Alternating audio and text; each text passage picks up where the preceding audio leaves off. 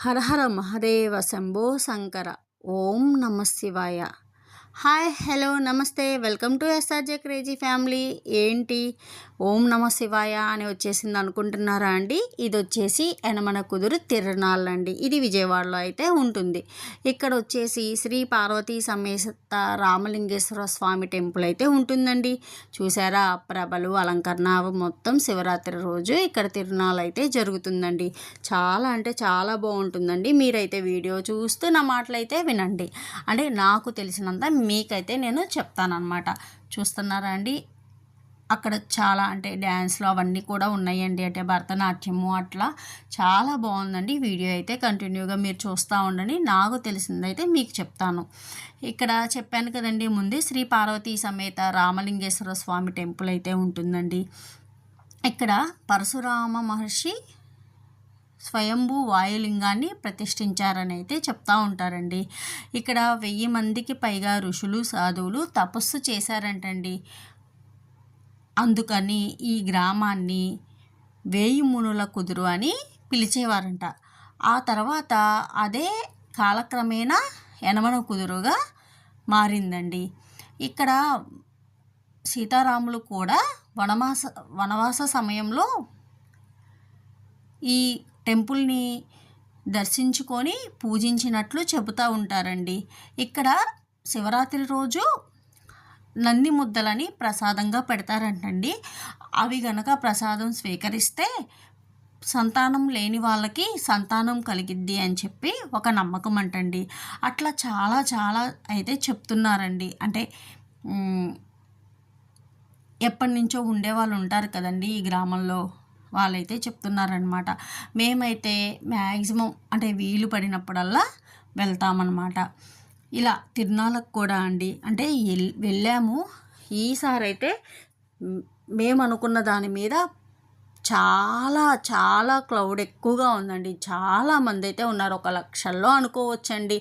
అయితే ఇక్కడ నాకు నచ్చిన విషయం ఏంటంటే పోలీసులు కూడా అండి చక్కగా అంటే ఏమంటారు కంట్రోల్ చేస్తూ మంచిగా చెప్తూ, అంటే ఎక్కడ పార్కింగ్ చేసుకుంటే మీకు బాగుంటుంది అలా కూడా చెప్తూ జాగ్రత్తగా చూస్తూ ఎక్కడికక్కడైతే అంటే సేఫ్టీగా సెక్యూరిటీగా అయితే ఉన్నారండి.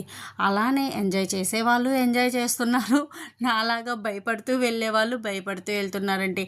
భయం అని ఎందుకన్నానంటే అస్సలు గాలి కూడా చొరబడినంత జనమైతే ఉన్నారండి.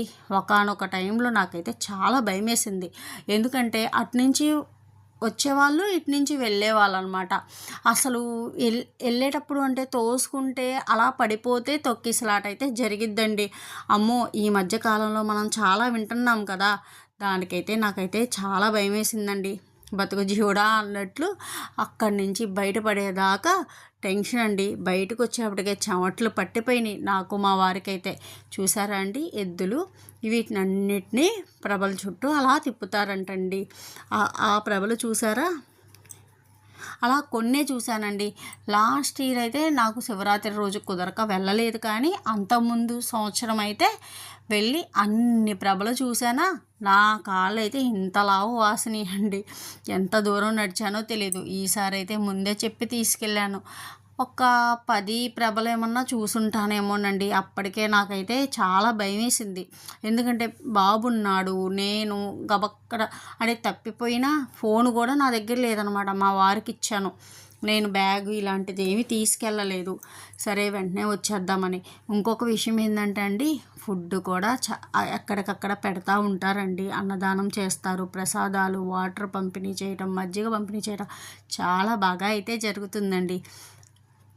అది మా విజయవాడలో కాబట్టి ఇంకా బాగా జరుగుతుందండి. అంటే ఎక్కడ ఉండే వాళ్ళకి ఆ ఊరంటే ఇష్టమే ఉంటుంది కదండి. ఒకవైపు ఏమో కనకదుర్గమ్మ తల్లి ఉంది కొండపైన, ఇక్కడేమో రామలింగేశ్వర స్వామి ఉన్నారండి. ఈ వీడియో నచ్చితే లైక్ చేయండి, షేర్ చేయండి, సబ్స్క్రైబ్ చేయడం మాత్రం మర్చిపోవద్దండి. Thank you. Bye bye.